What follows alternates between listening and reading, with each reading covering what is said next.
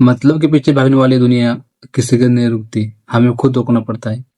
ये डायलॉग अपने केजीएफ में सुना होगा ना। तो hi what's up guys, welcome back my new video. ये वीडियो देखने से पहले आपने मेरे चैनल को लाइक शेयर सब्सक्राइब नहीं किया होता तो पहले कर लो। तो चलो आज का ये वीडियो स्टार्ट करते हैं।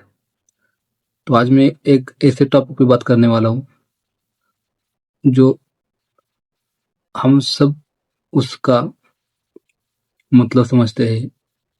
तो हमारे आज का टॉपिक का नाम है फायदा मतलब। मित्रांनो, आजच्या काळात आपण अनेकदा किती जणांना पाहतो की फक्त नातेवाईक, मैत्री, प्रेम, ओळख ही फक्त आपल्या स्वतःच्या स्वार्थासाठी आपण त्याचा वापर करत असतो, यूज करत असतो. जोपर्यंत त्यांचा स्वार्थ पूर्ण होत नाही तोपर्यंत ते आपल्याशी नेहमी गोड बोलत असतात. पण गरज संपली की ते आपल्याकडे पाठ फिरवतात. यालाच आपण स्वतःचा फायदा मतलब असे म्हणू शकतो. स्वार्थ हा प्रत्येक माणसामध्ये अनैसर्गिक असलेला भावना शब्द आहे. स्वतःचा किंवा आपल्या कुटुंबाचा विचार करणे चुकीचे नाही, परंतु दुसऱ्याचे नुकसान करून स्वतःचा फायदा बघणारे याचा अर्थ आणि स्वार्थ असा होतो आणि तो इतर समाजासाठी घातक ठरतो. आजच्या स्पर्धेच्या युगात व्यक्ती हा आपले यश मिळवण्यासाठी कोणत्याही थराला जाऊ शकतो. काही जण मित्रांचा वापर करतात, प्रेमाचा वापर करतात, काही पण खोटे आश्वासन देतात आणि तर असे काही लोक असतात की गरज संपली की नाते तोडून देतात. अशा लोकांवरती विश्वास ठेवणं हे कठीण झाले आहे.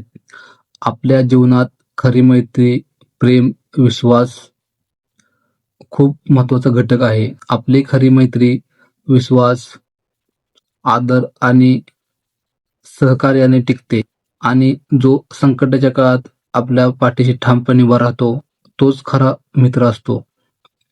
फक्त आनंदाच्या वेळी जो आपल्या पाठीशी राहतो तो खरा मित्र नसतो. आपल्या भारतामध्ये किंवा संस्कृतीमध्ये निस्वार्थ लोकांची अनेक उदाहरणे आहेत. त्यांनी स्वतःपेक्षा समाजाचा विचार केला म्हणून आजही त्यांची नावे आदराने घेतली जातात. काही लोक स्वार्थी असल्यामुळे त्यांना समाजात सन्मान मान हा भेटत नाही. आपण एक गोष्ट काय लक्षामध्ये घेतली पाहिजे, पैसा, पद किंवा प्रसिद्धी हे कायम टिकत नाही, पण लोकांच्या दृष्टिकोनामध्ये चांगले वागणे, प्रामाणिकपणा आणि माणुसकी लोकांच्या कायम मनात राहते. आपल्या फायद्यासाठी इतरांचाही विचार करणे हीच खरी माणुसकी नाही. स्वार्थामुळे अनेक नाते तुटतात, कुटुंबामध्ये भांडण लागते आणि समाजामध्ये अविश्वास निर्माण तयार होते. म्हणून प्रत्येकाने दुसऱ्याच्या भावना समजून घेतल्या पाहिजेत. शक्य असेल तेव्हाच एकमेकांना मदत केली पाहिजे.